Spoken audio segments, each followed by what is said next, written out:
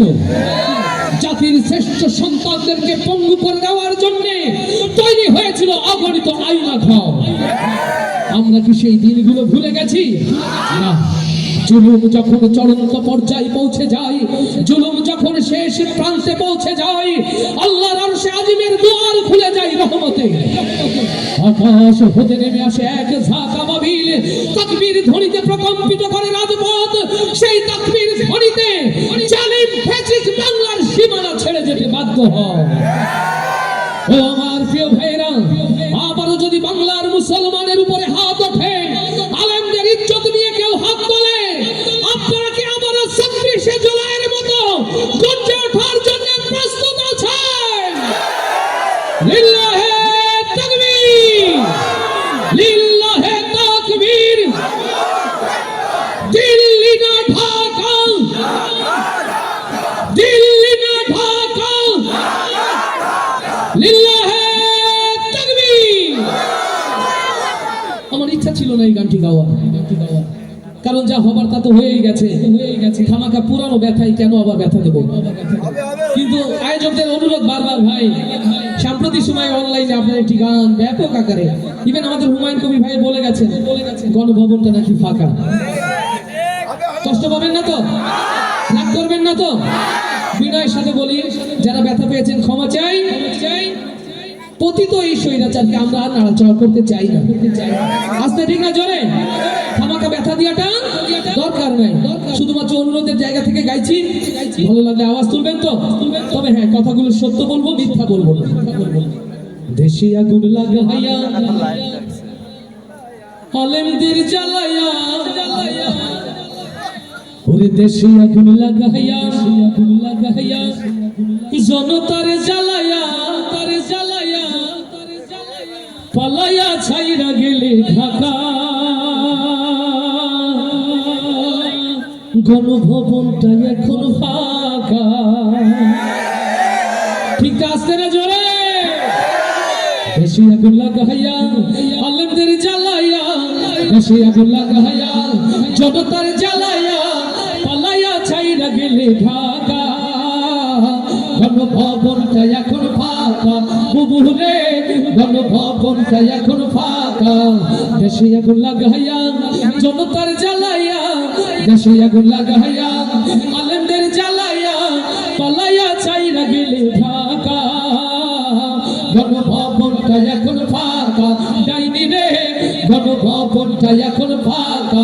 বুবুরে গণভবনটা এখন ফাঁকা, দুষ্টু রে গণভবনটা এখন ফাঁকা। তুমি অধিকারের বললে কথা, বলেছিলে রাজাকার, জনগণ বুঝে গেল তুমি বড় স্বৈরাচার। তুমি অধিকারের বললে কথা, বলেছিলে রাজাকার, দেশবাসী বুঝে গেল তুমি বড় স্বৈরাচার।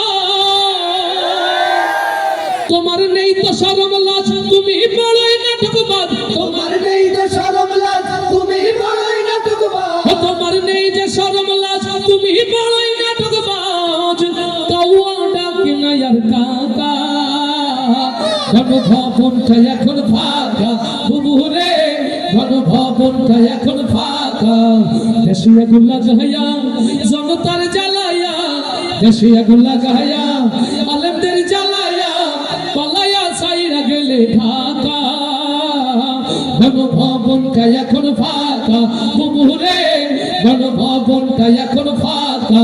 দুষ্টু রে গণভবনটা এখন ফাঁকা। খেলা হবে, খেলা হবে, শামীম তো আর বলে না।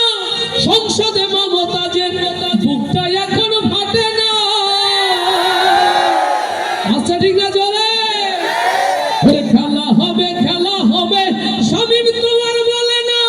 সংসদে মমতাজের বুকটা এখন ফাটে না। পলকের ঝলক তো আর নাই, কুকুর ডাকলে মুরাদ না। পলকের ঝলক তো আর নাই, কুকুর ডাকলে মুরাদ নাই। দিল্লিতে মামু বাড়ি একা। গণভবনটা এখন ফাঁকা, বুবুরে গণভবনটা এখন ফাঁকা।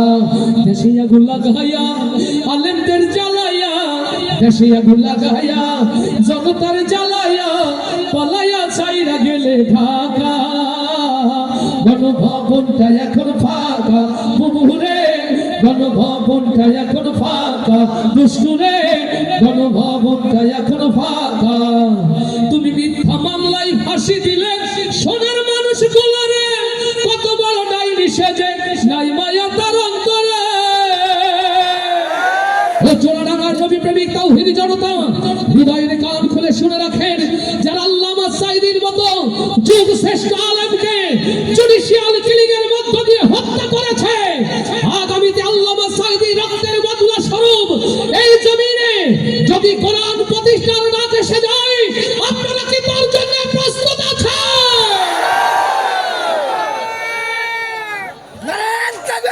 তুমি মিথ্যা মামলায় ফাঁসি দিলে সোনার মানুষগুলোরে কত বড় ডাইনি সেজে নাই মায়া তার অন্তরে সেই আদালত আছে ফাঁসির দড়িও আছে